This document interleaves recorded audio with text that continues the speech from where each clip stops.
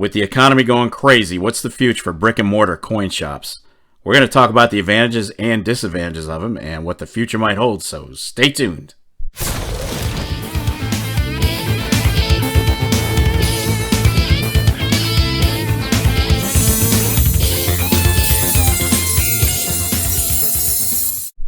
Well, how you doing, YouTube? Welcome to another edition of the Silver and Gold Stack Attack. All right, I've got to start off this video with a huge shout out to everybody. The last video, which was Stop Stacking Silver, Forget About It, went absolutely nuts. I mean, as of right now, it's nearing 3,000 views and climbing, and the channel picked up a nice chunk of new subscribers. So a big welcome to the new folks. Definitely glad you're here, and I appreciate the support more than you know.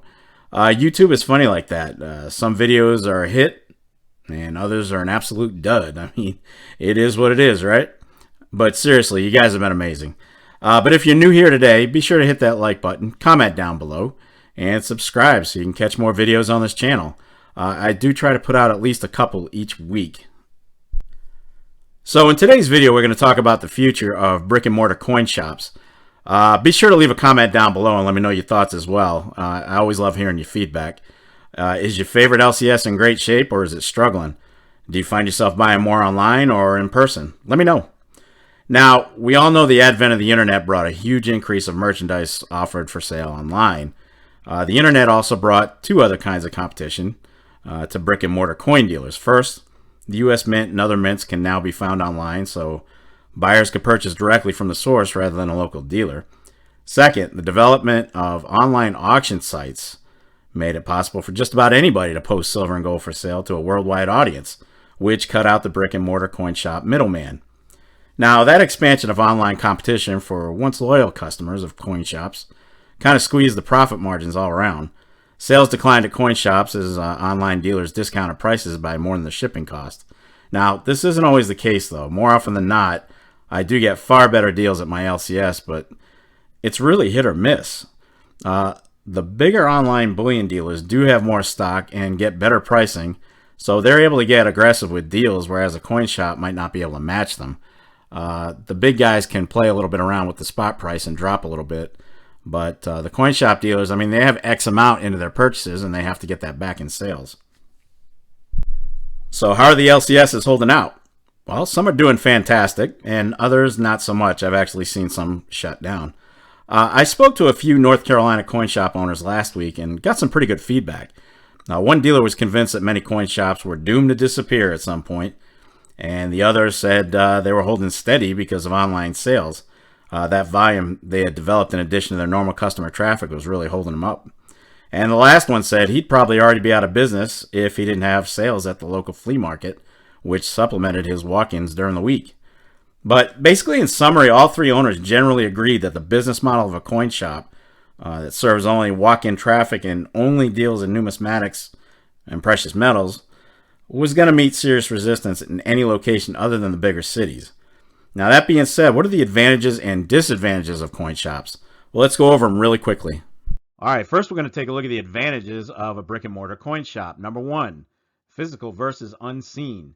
Now, I don't know about you guys, but if I'm about to spend a ton of money on precious metals, I'd like to have it in hand, look it over, smoke it over, look at both sides, just really get a close-up look. You can't do that online when you're buying on eBay, Etsy, Amazon, and God, I hope you're not buying bullion on Amazon. Some of the sellers there are just insane. But when we're talking this kind of money, I like to have it in hand before I actually pull the trigger. Number two, they can sell online to supplement their sales. That really does help. Matter of fact, that's a big portion of a lot of the sales from coin shops. Number three, they can expand the shop to sell other items to help bring customers in, basically making it a one-stop shop for physical metal collectors. Coin capsules, books, albums, you name it. If they expand their supplies, they tend to bring more people in. Number four, instant gratification. I am one selfish SOB when it comes to buying precious metals. I want it in my hand, and I hate waiting on shipping. And I guarantee you, I'm not the only impatient one out there. Promise you. Number five, talk shop and build a rapport. I absolutely love going to my local coin shop. Love it. The guy there is amazing. We've built up a friendship over the years. We can share knowledge. He shows me stuff that's coming out. He gives me great deals on, stuff that just came out. That's invaluable. Can't have that online. Number 6, paperless transactions. If they're under a certain amount, your purchases basically go under the radar. Nobody knows about them but you and the dealer. And now, of course, if you hit a certain limit, they have, they're obligated by law to report it. But it's a pretty high amount. I think it was like 10 grand or something. I can't remember what it was. It's either 1,000, 10 grand, somewhere in there. But yeah, paperless transactions are valuable. Nobody knows what you have. And number 7, you have a location to sell instantly and walk out with cash in your pocket. It beats a pawn shop. It beats going anywhere else. You're going to get the best deal. And ironically, that hasn't been very good lately. But my local LCS gives top-notch sales for. He'll give you the best bang for your buck on sales. So location to sell instantly is definitely an advantage. And now the disadvantages, and these are less in number, but major factors. Number 1, big dealers, your online dealers, your AppMax, JD, SD Bullion, all those guys, they do get preferential treatment when it comes to shipping out metals from mints and whatnot. The little guys, the LCSs, they kind of come in second place. So they're going to be last in line when it comes to getting the big shipments in. And they've struggled since all this crap with COVID went down. Local shops have really struggled to get supply in from the mints. And that, I'm not just saying the U.S. mint. It could be Sunshine, Germania, what you name it, any of the mints. They don't have preferential treatment for the most part, depending on how big they are. Low stock with long waits. Again, that goes with not being a preferential customer. They may have low stock from time to time and long bouts of inactivity from where they get new stuff.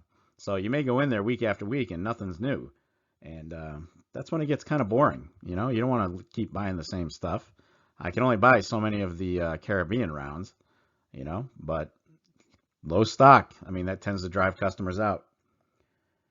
They don't keep as much on hand. I don't know if you've been following too much of the news about it, but there was a lot of smash and grabs, and my own LCS actually went through it, except they crashed a truck into his front window and really couldn't get away with anything. They tried to rip off the safe with the door, but that didn't work.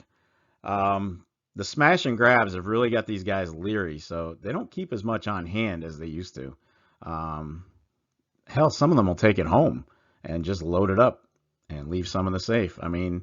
It's a pain. It's a pain, but they do not keep as much on hand, some of them. They can't discount as deeply as the big dealers. We know AppMax sucks with pricing, but there are times where when spot price goes down, that they do reflect it in their pricing. And I can't say the same for my LCS. He'll drop down a little bit, but he's in it for a lot more money than AppMax is. AppMax buys in bulk. He buys in lots. So he can't really discount as deeply as the online guys. And number 5, online is more cost effective than brick and mortars. Let's face it, you don't need a staff. You're just putting your stuff online. You don't have any overhead. And that may be trouble for some of the small LCSs as time goes on. All right, so there you have it. Just a few of the advantages and disadvantages of brick and mortar coin shops. So what are my opinions in closing? Well, I think the more organized shops, the slightly larger ones that have diversified their product, have more than just precious metals, I think they're going to be okay. And as long as they keep their online sales robust, I think those shops will make it. On the other hand, the shops that refuse to adapt and overcome with the new economy being what it is today and get ready to be a hell of a lot worse a year from now, I think you're going to see a lot of those shut down. It's unfortunate. It sucks. But that's the reality. You either adapt to the new world or you get crushed. It sucks. It really does. But what can you do? What can you do? Anyway, that's going to wrap it up for this episode of the Silver and Gold Stack Attack. And if you made it this far, well, kudos to you. I will definitely catch up with you in the next episode. But in the meantime, you know what you're doing.